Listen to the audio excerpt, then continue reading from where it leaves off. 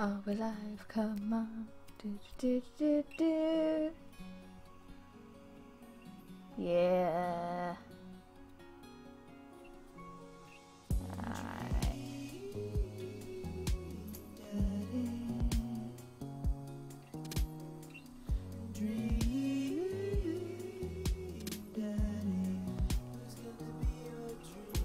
It better not have kept the old title, what the fuck?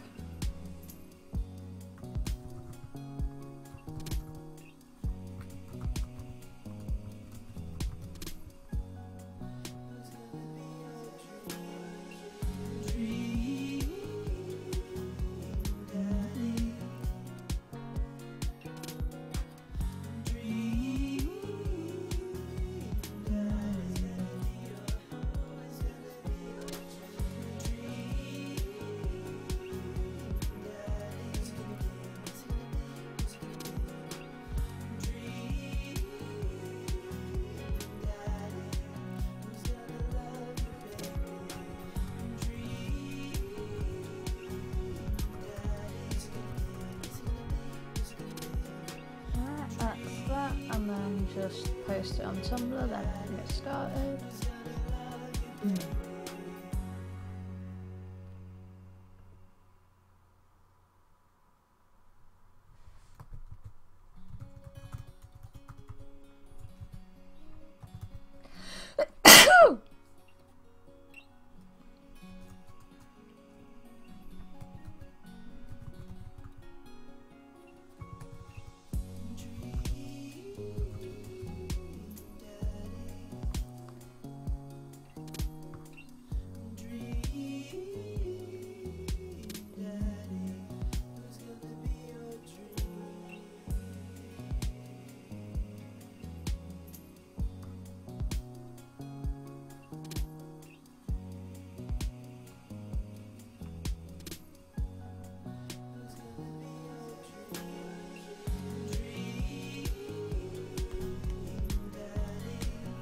Yeah, I think I'm good now.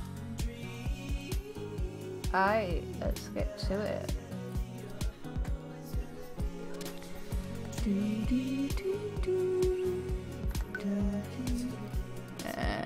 Which one is this? That one in it.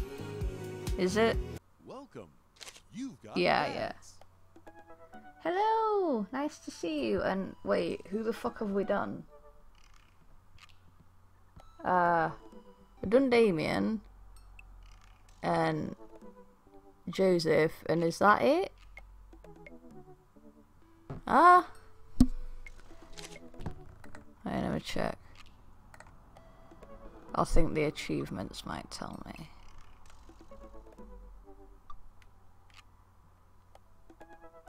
Yeah, I think, yeah, just those two. Alright. So, who today?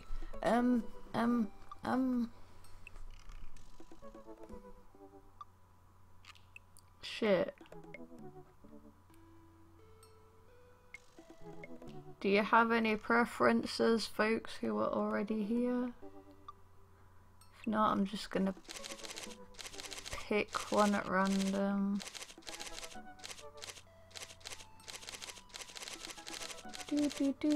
Do.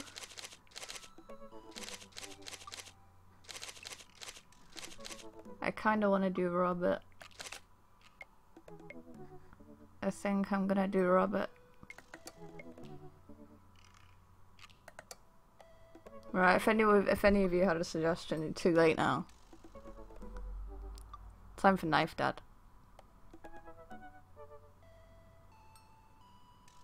Do.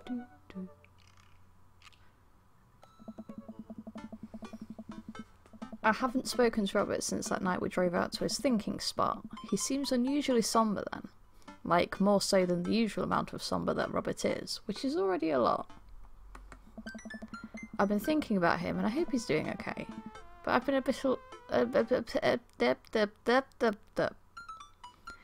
I've been a little reluctant to reach out to him. Dorian, hey Dorian, guess who's getting their drink on tonight? I take a look at my dad book messages. There's a flurry of them from Robert. Guess it's you. Also me, but mostly you. Yeah. Yeah, dude. Robert, buddy, tonight we ride. Yes.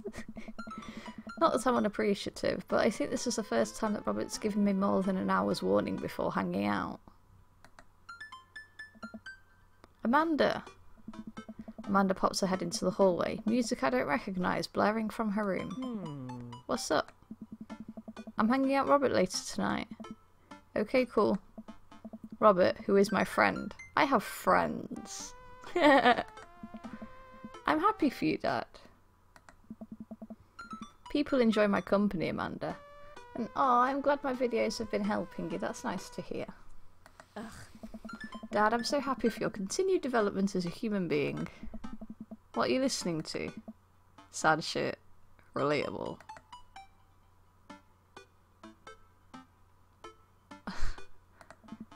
Sad stuff, sweetie. Aww. Holy stuff. Lay off me, pops. Amanda goes back into her room and turns up the volume to her sad stuff. I put on my going out coat and walk over to Jim and Kim's. I spot Robert leaning against the brick wall, smoking a cigarette. As I get closer, I realise that he looks a little different. Cleaner, I guess. Cleaner? Why is he clean? Actually seems like he combed his hair and his clothes are less wrinkled than usual. Hey. Hey. You take a shower just for me? I'm working on my relationship with existence. We both stand there for a second and don't say anything. Robert finishes his cigarette and abruptly goes inside. I follow him. By the time I get inside, Robert's already at the bar ordering 2 whiskies. I spot a booth in the back and claim it for us. Robert slides in and hands me a glass. To you? Here's to your continued existence. We clink whiskies and I watch him sip his, rather than his traditional approach of slamming the whiskey back as quickly as possible. Oh god, is there something wrong? So what's the plan for tonight? Hit some other bars, maybe grab some pizza. I think that'll kill some time before we go burn down that old abandoned house in the woods. Cool. It's definitely not as fun if it's abandoned. Hey. Mary pops over the back of the booth, a glass of wine in her hand. She punches Robert in the shoulder. Where was my phone call? Sorry, figured you were busy sinking your teeth into some poor sap. Ooh, I am. He's right here. I look around the booth to see a guy sitting across from her. He waves meekly. Come on. You're replacing me with the new kid. Ha ha ha ha. He's my friend now. Mary, I could never replace you, whether I wanted to or not. Mary leaves her booth and slides in next to Robert. The guy she was sitting with looks mildly relieved. She eyes Robert's clean pressed clothes up and down suspiciously. What, do you got a court date coming up? I don't know, like, how jokey am I gonna go?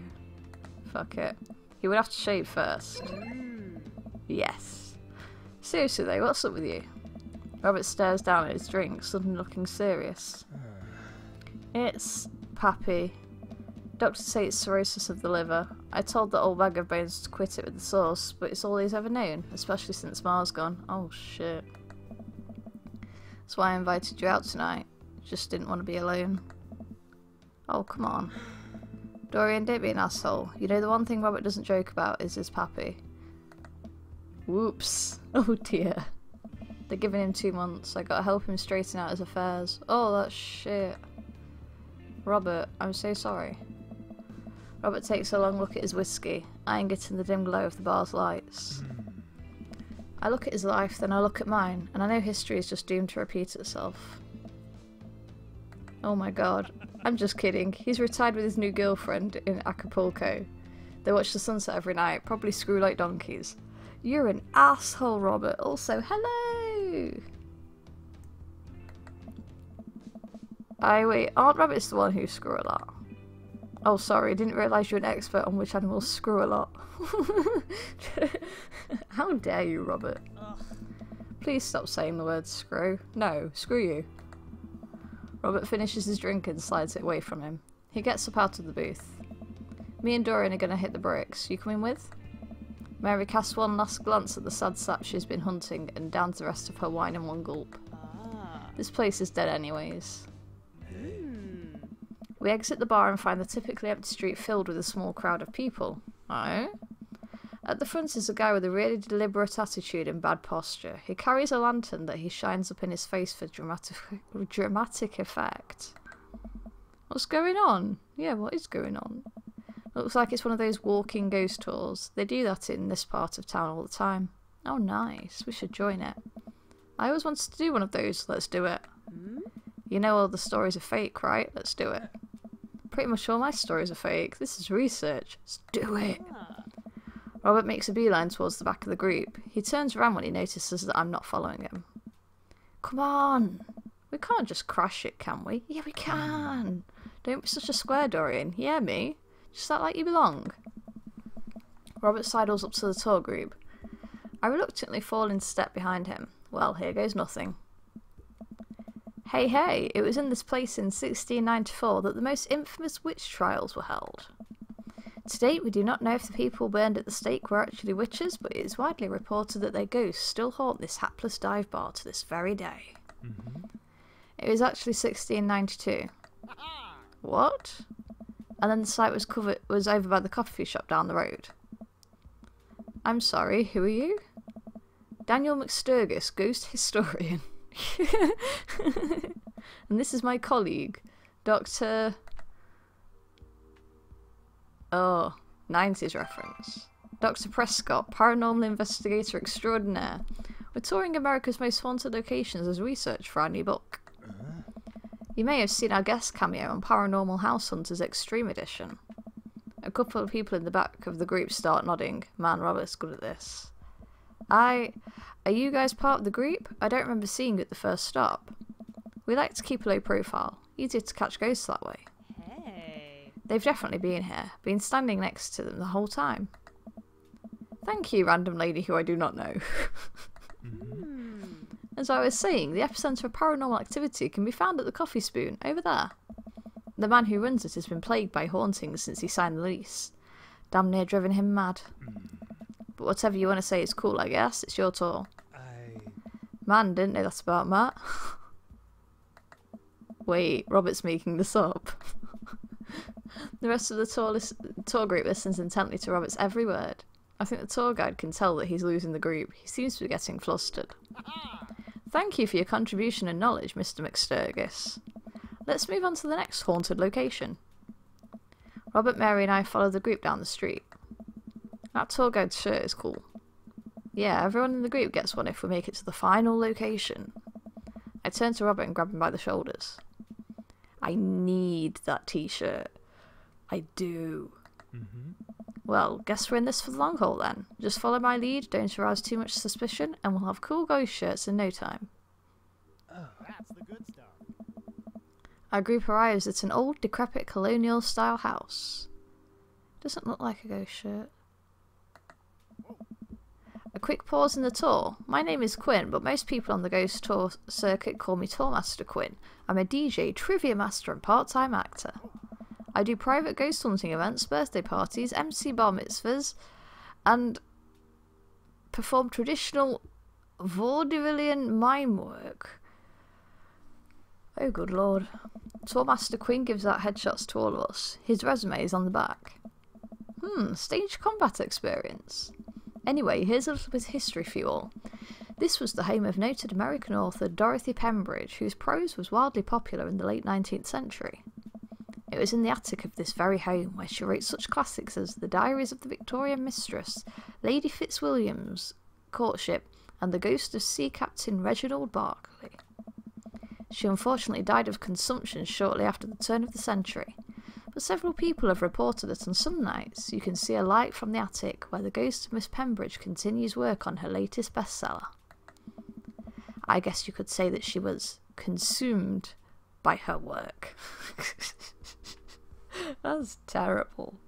I am sad. You are sad. No reaction from the crowd. This guy needs to work on his dad jokes. Actually, consumption is the popular cover-up. Little known fact is that it was murder-suicide. Hey!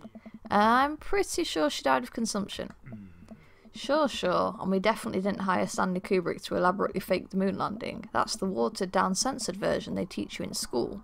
But if you can't handle the real story, I understand. It's not for the faint of heart. Can we?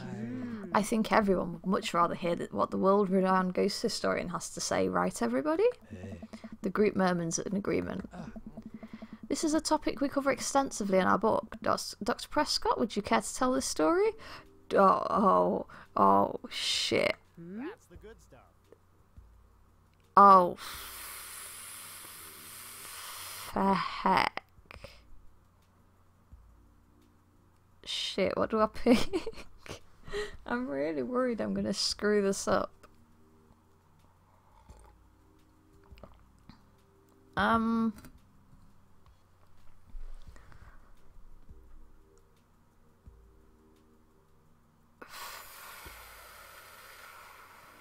Go with something I know? In the 19th century, Dorothy Pembridge was credited for protecting New York City from potentially world-ending paranormal forces. I'm not sure this is going to go well. Despite her success, a ragtag group of ghost hunters were disbanded by government officials. However, after learning that the ghost of Vigo the Carpathian had taken interest in her son, her and her ghost-busting friends launched a mission to defeat the ghost and once again save New York City. Hey, isn't that the plot too? Nope, it's not. Yes, success. The tour guide sees this as an opportunity to take back the group and address us with some razzle-dazzle. What an interesting story. Now, I just want everyone to know that the next location is extremely terrifying. If anyone thinks they can't handle it, feel free to excuse yourselves. Alright, I'm bored. Mary turns to a young guy looking at his phone and taps him on the shoulder. Hey kid, fancy buying a gal a drink? The guy looks up at her and smiles. Only if the bar is haunted. Honey, I can show you the most haunted place in town. I think I could exercise your demons, if that's what you're looking for. Can you not flirt right in front of me? Hey.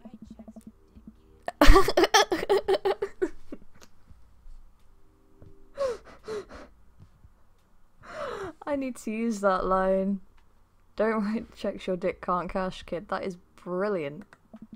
His eyes go wide. Mary salutes me and Robert. She suddenly pulls me into a hug and murmurs into my ear. Oh. When you've known Rob for as long as I have, you know when something's wrong. Keep an eye on him for me tonight, okay? I can do that. Sure, Mary. Good man. Mary pats me on the back and pulls away. She takes the guy's hand and leads him down the street. Ah. Take it sleazy, fellas.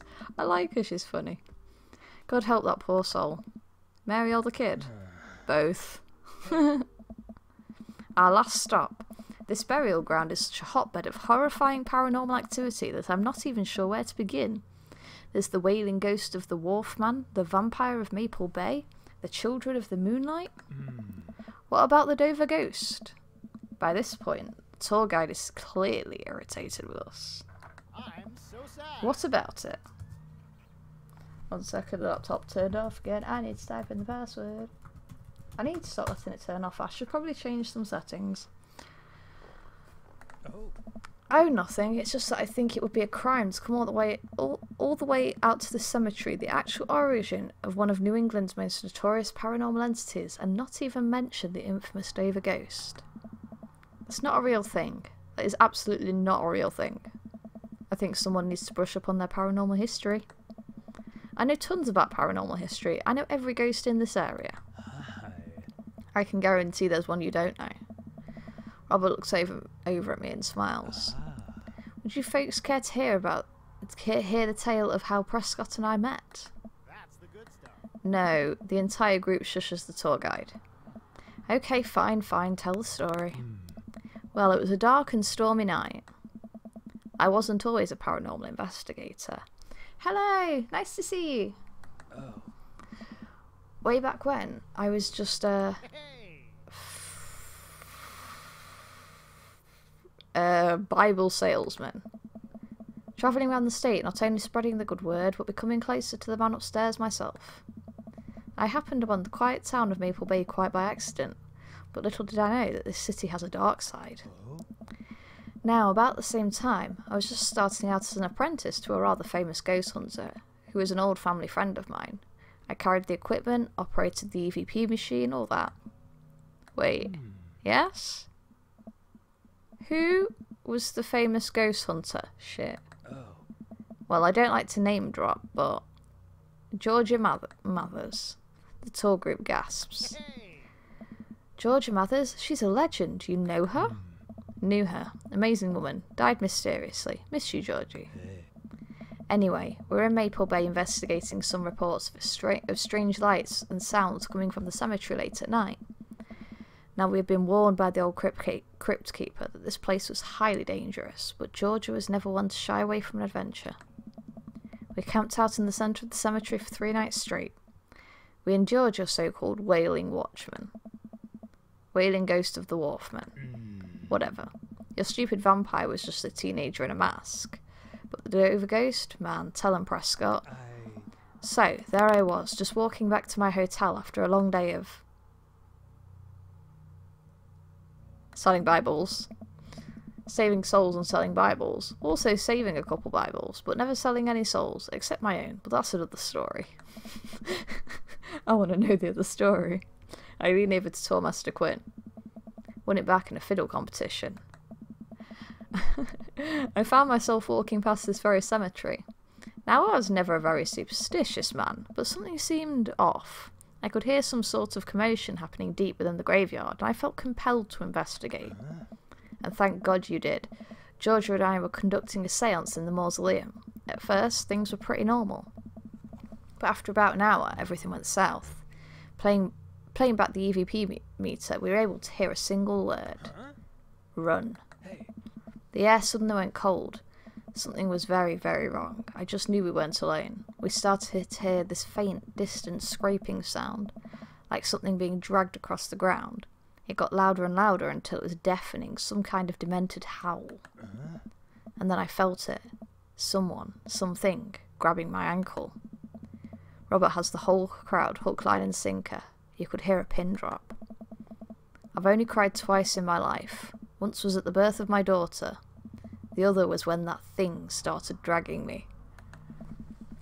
I wasn't sure where it was taking me, but I knew it was no place I wanted to go. I was sure I was going to die. The moment I crossed the gate into the cemetery, I heard this god-awful screeching. I ran into the mausoleum just in time to see a man being pulled across the floor by... God, to this day, the mere thought of it ties my stomach into knots. It looked like a man, but like... I glanced at Robert. Like someone who didn't know what a man was supposed to look like tried to put one together. The arms were too long, its eyes glowing red. It was like a walking shadow. What did I do? What any good person would do. I lunged for... Shoot, what was his fake name again? Shit. Which... Oh, oh shit, what was the fake name? Was it David? I think it was David. David. Daniel. Right, shit. I grabbed his hand and entered into a tug-of-war with the unholiest of forces. I thought I was going to be torn in half. But I had God on my side. The pocket Bible I always kept on me fell out of my shirt pocket. And to this day I can remember what passage it opened up to. Fuck. Leviticus?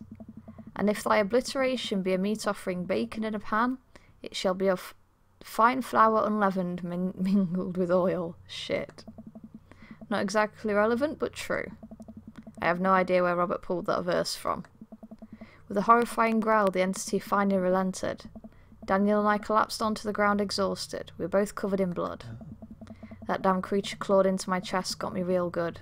Had to get 16 stitches. Robert pulls down the collar of his shirt to reveal a long wicked scar across his pecs. And that's how I got this scar. I followed Georgia Mathers to the ends of the earth. We faced exorcisms, demons, poltergeists that threw our equipment across the room. But I had never seen Georgia so scared. She was never the same after that, and neither was I. Watching what happened to Daniel and Georgia shook my faith, but I came out of the experience a better man and a better friend. And we've been brothers ever since. The tour group gives us a round of applause as Daniel, Robert and I share an emotional hug. Oh, I love this. That's such a good story. As he embraces me, I can smell the cologne on his neck. Wow, Robert does clean up good. I find myself lingering a little too long on the hug. No, no such thing, it's fine. Thank you, thank you. It's an honour to be able to share our story. Be sure to watch out for our book.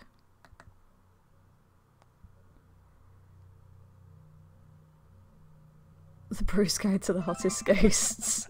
Robert has to suppress a laugh at that one. Alright, even I can see the holes in that story. Please leave. Way to go. I tried. Robert sulks away from the tour group and I follow him at a respectable distance. I'm sorry. Please don't hate me. We almost had him. Almost. I'm sorry. I think you might have overdone it in some portions of the story. I was trying. Yeah. We arrive in front of Robert's house. Well, see you later. Robert hastily walks up the stairs to his home after giving me a courtesy nod. He disappears into the house without looking back. Have I fucked this up?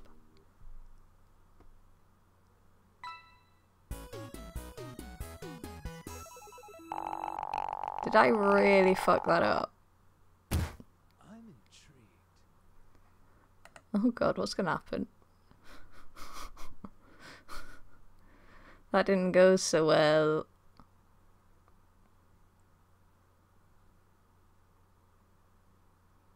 No, don't crash.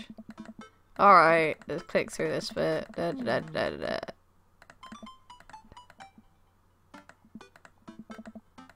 Da, da, da, da, da, da, da. Da, da, da, da, da, da, da. Come on. Let's just get to that bit. We already know what happens here.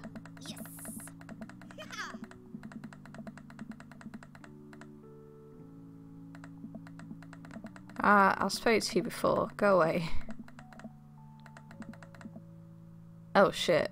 I missed a bit there. That was different, I think. Hey.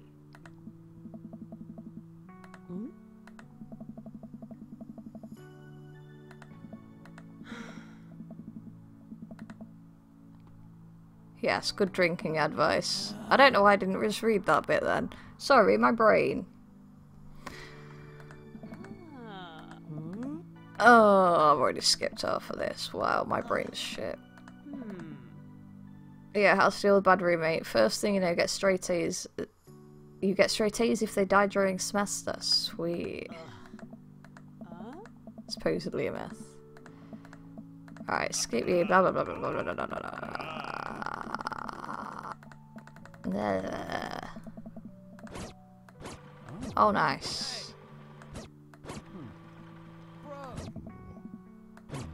Alright, skip you. Oh. Oh. Hey, yeah.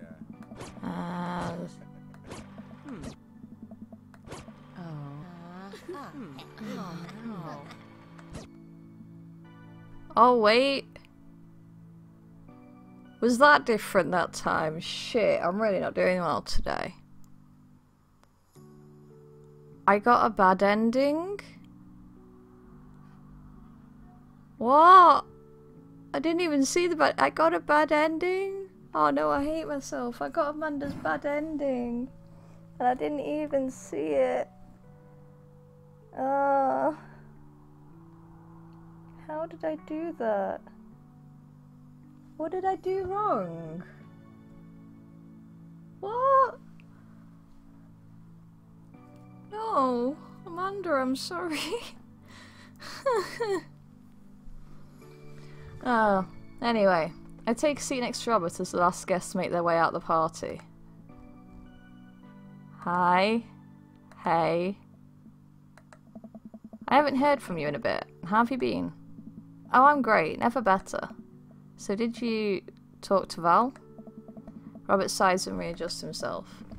You know, Dorian, I don't speak to my own dad that often. Had a falling out with him years ago. Don't even remember what it was about.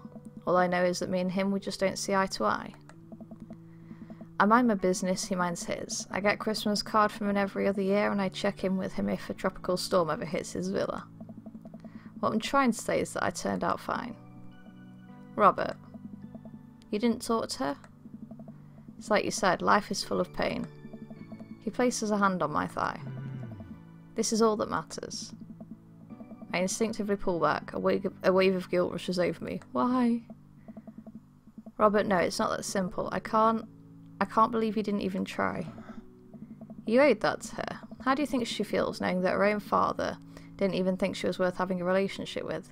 Ooh, harsh. You don't know me. Yes, I do. You're a bad... What? This shit. I've really fucked this up, haven't I? And you fell for me, so what does that make you? Ouch. Robert gets up. You know, it's funny how you were so willing to look past this when it meant you could get laid. Oh. Shit. Oh, no. He walks away, leaving me alone on the bench, alone with my thoughts.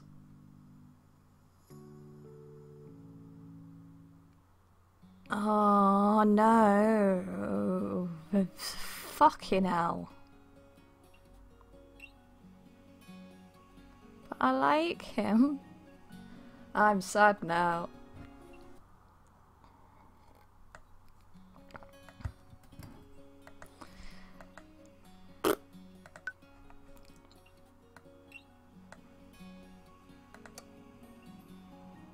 Welcome. You've got dads.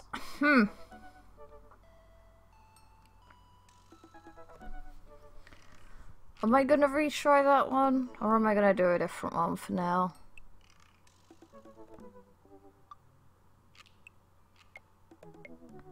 Let's try a different one. Hey Matt, let's have a go with you. Matt and I have spent a lot of time together lately. After we went record shopping the first time, it sort of became a weekly tradition for us to scope out Final Fantasy VII for new releases. On quieter days, I go to the Coffee Spoon just to hang out with him. He's been trying to get me to branch out of my usual black coffee to try new drinks, and they're always delicious.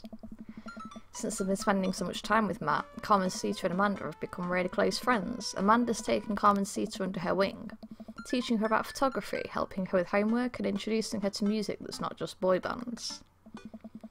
Well, she did end up taking her to one of those screamy dancing boy concerts so Matt wouldn't have to go. A truly heroic move. I can tell that Carmen Sita really looks up to her a lot, so it's great that Amanda's trying to be a good mentor. The open mic night is tonight. Amanda and I busy ourselves getting ready. I tried to pick out a nicer outfit than usual and pace around the room. A bunch of really cool bands are going to be playing and I'm excited to see them. I haven't been to a show since the first time Matt and I hung out. It's weird, ever since Matt played piano for me that one time, I've never been able to convince him to do it again. He told me that he also plays guitar, drums and even the trumpet. He still won't play any of them.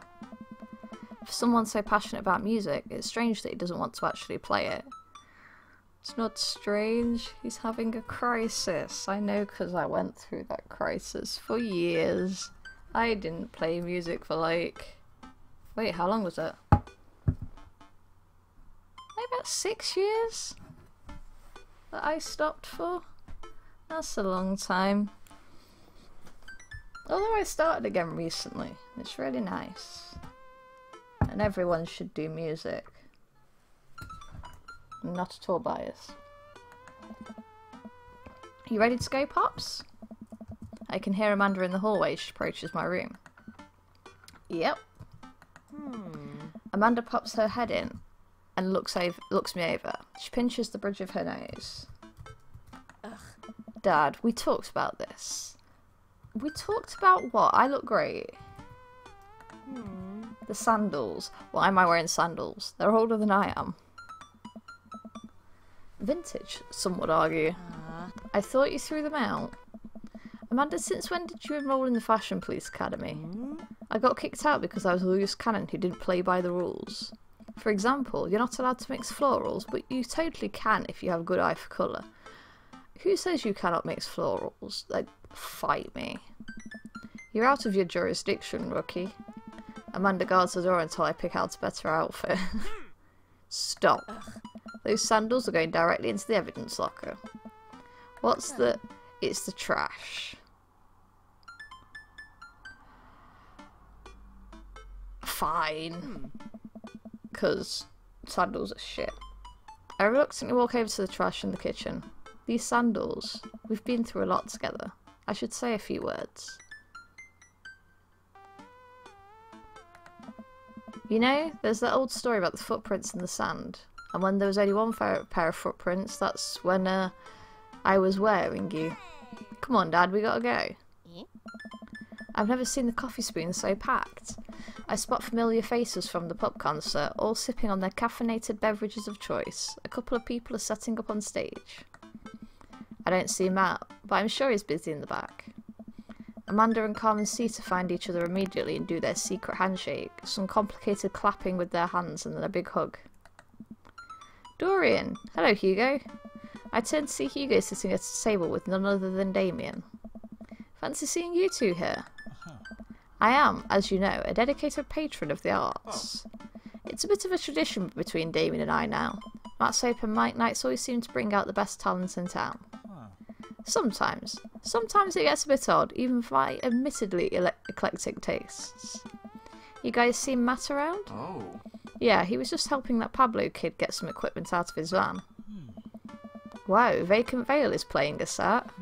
What? It's a witch house. Damien's ears perk. What is that? I have no idea.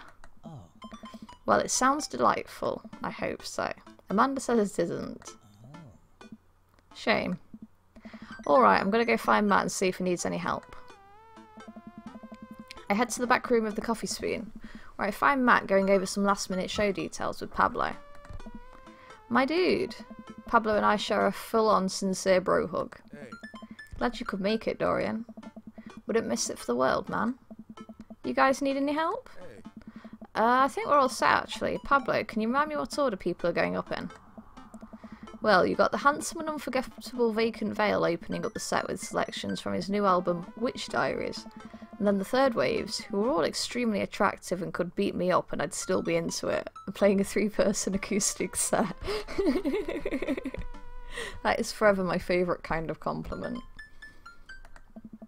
We got a little bit of spoken word in there, a magic act, and then it looks like we're closing with Jonathan Jones and the Speakeasy Choir. Oh. No, absolutely not. I remember the ridiculous set that this band put on the open pub. Sometimes when it's quiet, I can still hear the sound of an accordion being violently thrown against the wall over and over. They weren't that bad. No, you don't understand. The last time they played open mic night, they lit their bassist on fire and the fire marshal had to shut us down. They also refused to pay for their drinks. Yikes. They are not playing tonight. Well, they're outside. All 17 of them. Hey. Tell them we're full. Then who's filling their spot? Matt. Matt, do it.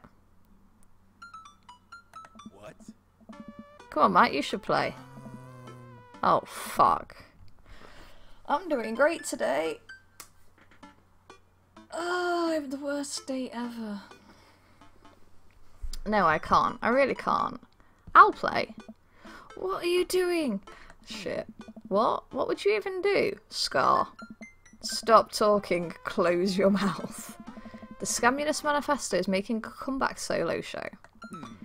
Shit. I thought you didn't know how to play anymore. You don't know how to play anything anymore. Scar comes...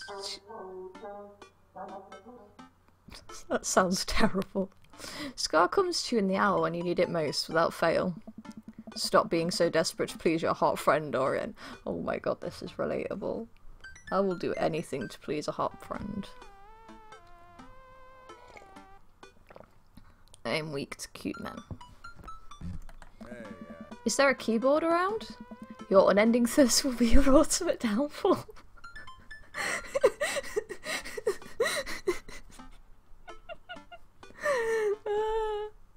This game is just a warning to me. and I will take no lessons from this. I will not change my ways. Yeah, I have one right here.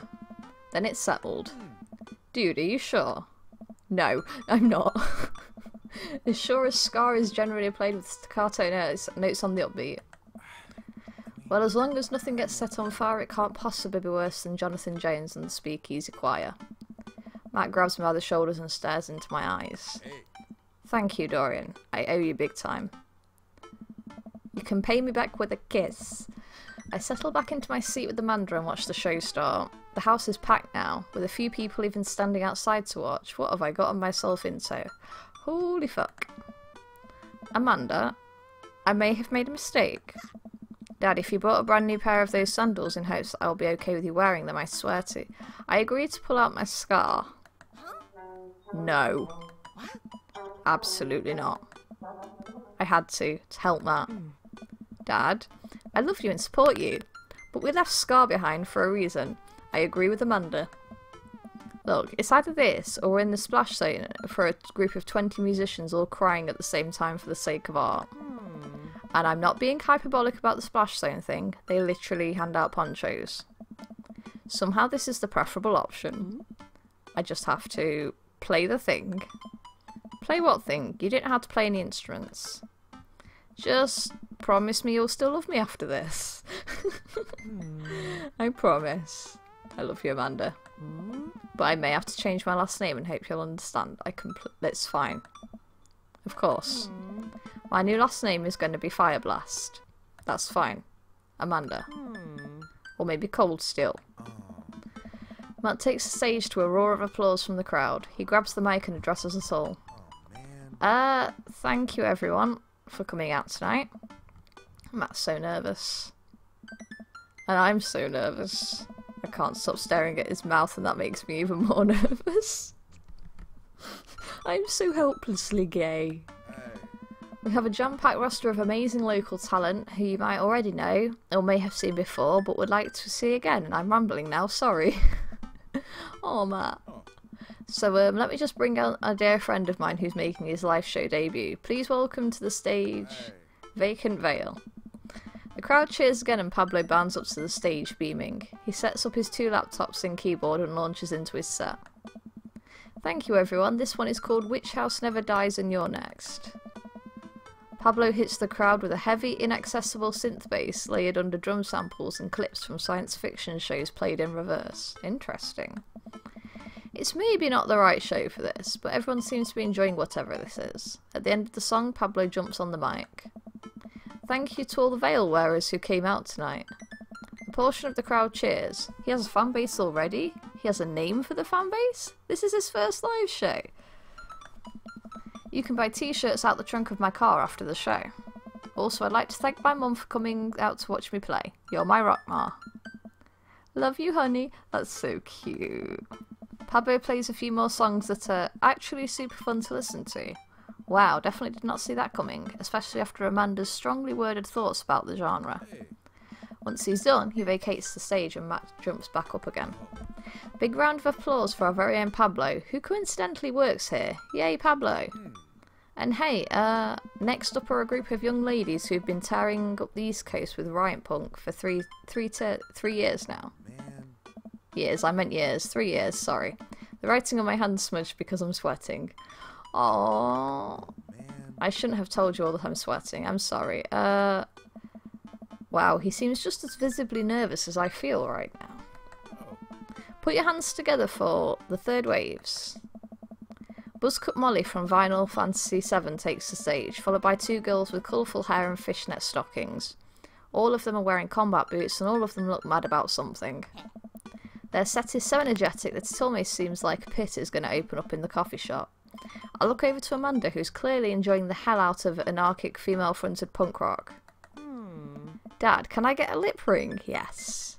Sure, if you pay for it yourself. Come on, it's no fun if it's not an act of youthful rebellion.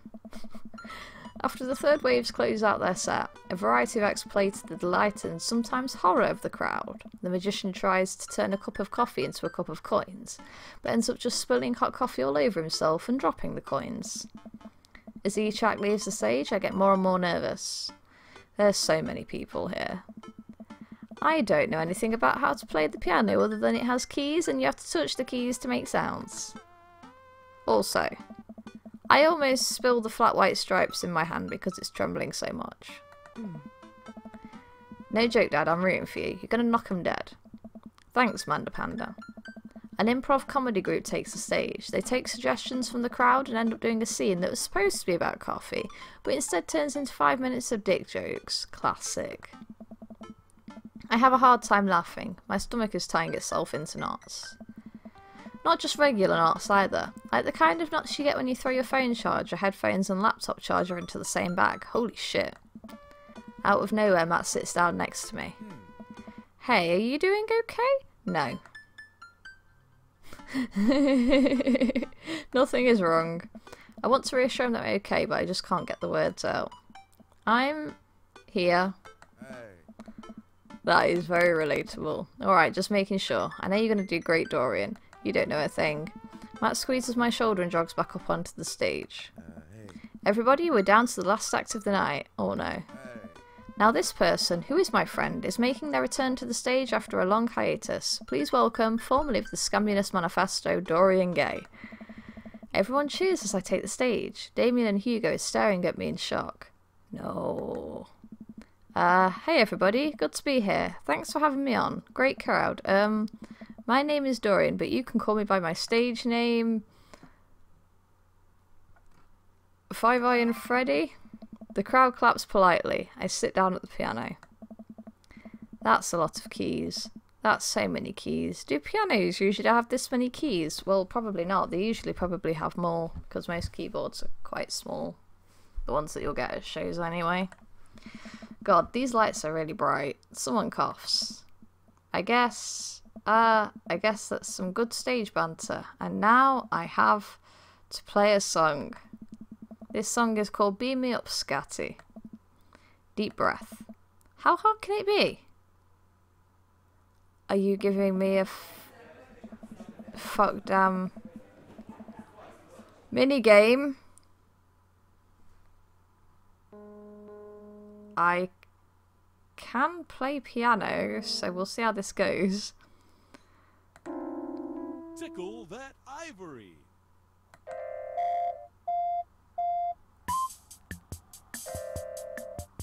What? I have to sing along. Pick it up. No! That's not an easy Scar tune. No. Can I just focus on the playing the piano bit? Not that I'm doing very well. It will be alarming. This whole thing is alarming. I what? Everybody's Scar? This is... I'm trying.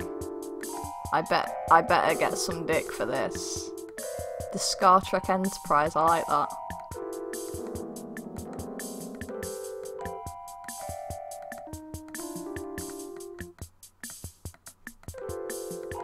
Is that it? Is everyone just staring at me now?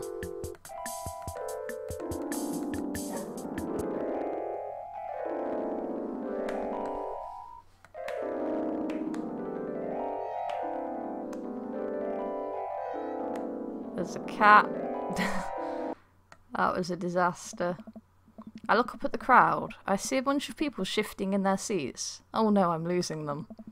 Scar really is dead, and I killed it. I did. Everybody Scar?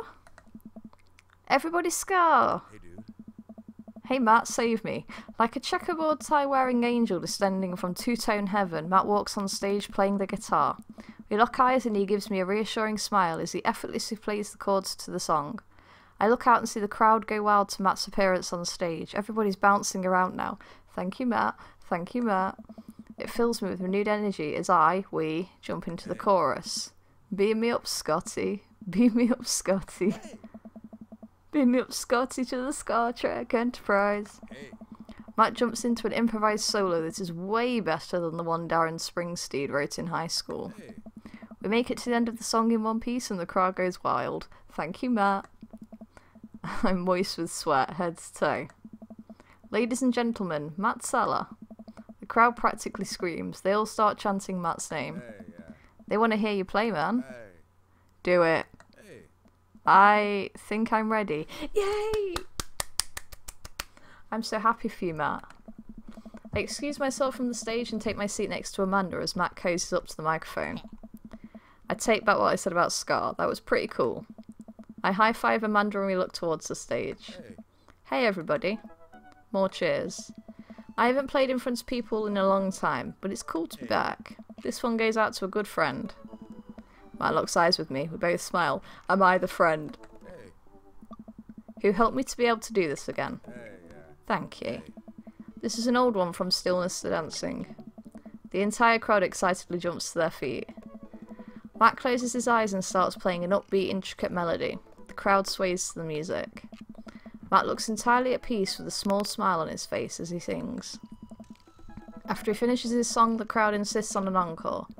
He ends up playing a few more tunes to an adoring audience before thanking everyone for coming out.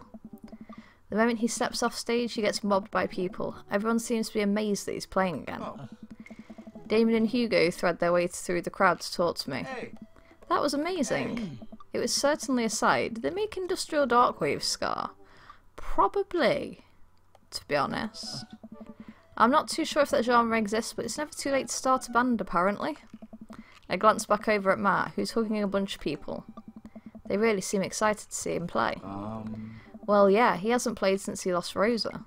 What? Hey. I didn't realise. It suddenly all makes sense why Matt was so reluctant to play. It must have taken so much for him to jump up on stage with me just now. The crowd slowly filters out onto the street as the show ends. I decide to stick around a little longer to see if I can talk to Matt. Hey, I'm taking Carmen Cita to get ice cream. Is it okay if she sleeps over? Sure.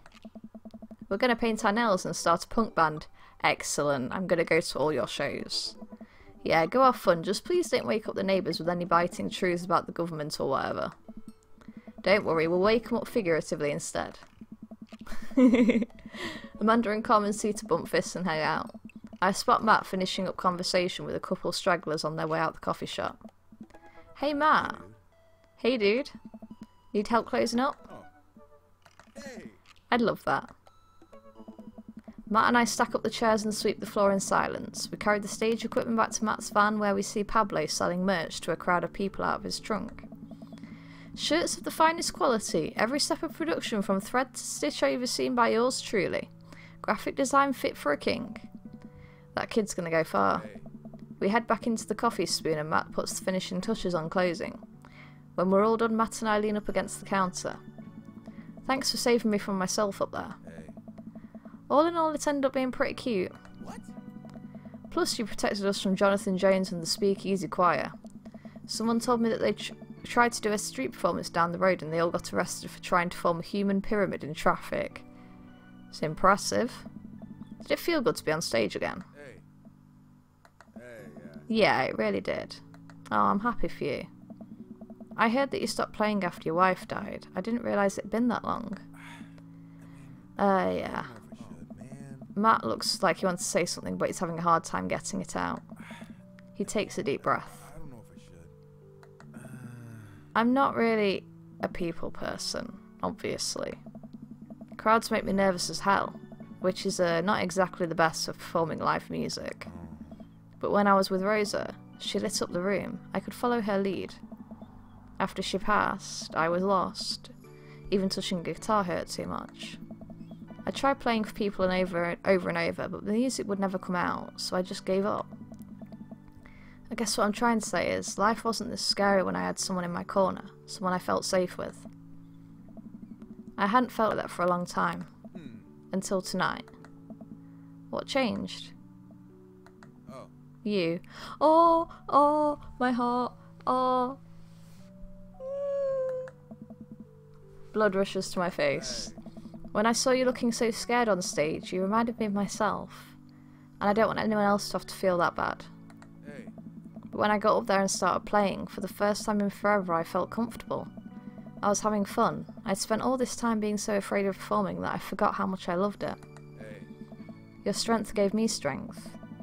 Whether you were trying to or not, you got me out of my comfort zone. so thank you. Oh. Thank you for helping me realise that I can do this. No problem. I'm glad I could help. You coming on stage? I didn't think you would stick your neck out for me like that, especially considering all of this. That really means a lot to me.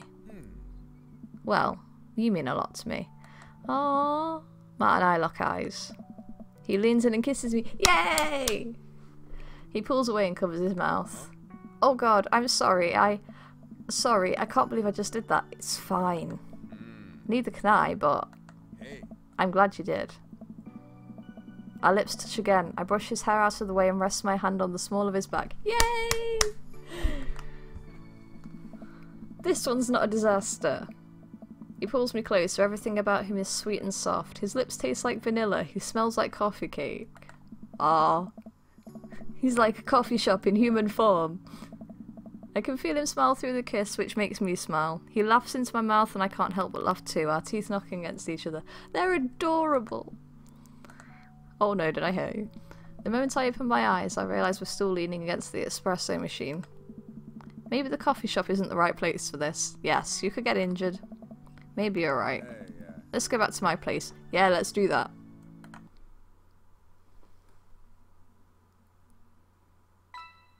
Yes! Did that go well? Please. Please. I might cry if I... I mean, it's not you, it's me. For fuck's sake.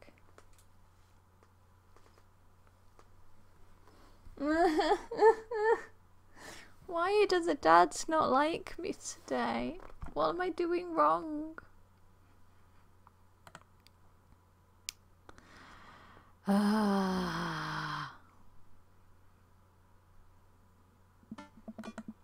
Alright. Blah blah blah blah.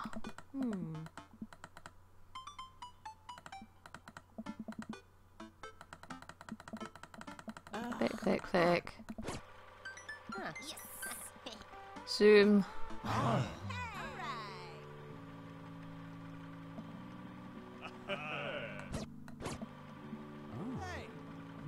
Keep zooming.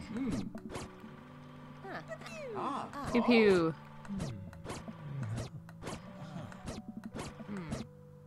Oh wait, I missed a bit. Shit.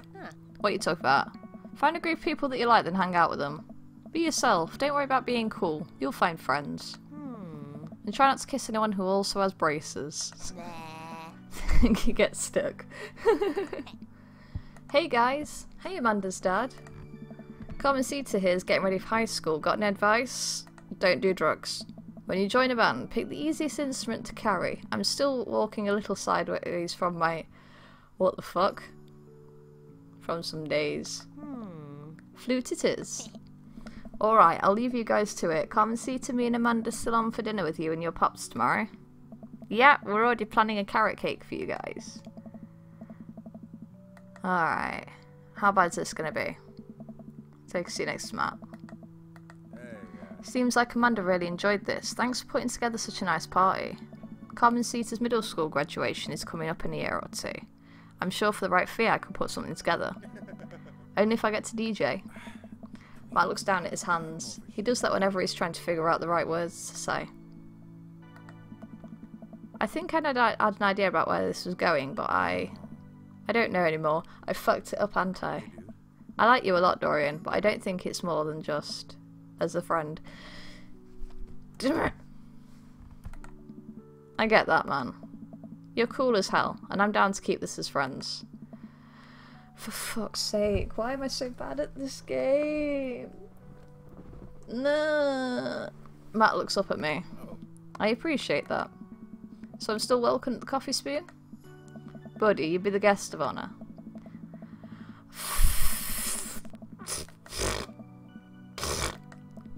That's what I have to say about that. God damn it. No.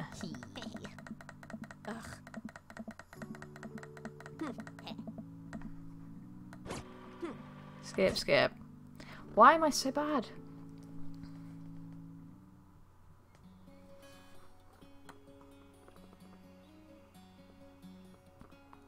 What I'm wondering about these is if it's like I'm gonna have to fix stuff earlier in the routes to actually get good ends. I might have to look at like guides and shit to work out what the fuck I'm doing, maybe. I'm probably going to leave it there for today because I was mostly playing to cheer myself up because I'm depressed, but now I'm just getting frustrated because I keep getting bad ends and I just want to punch something in the face. So I should probably stop now before I end up hating this game or something, because I can get well petty at a game. Thank you for joining me for a short time tonight. I'm gonna go be sad that Robert and Matt don't like me enough. Bye bye.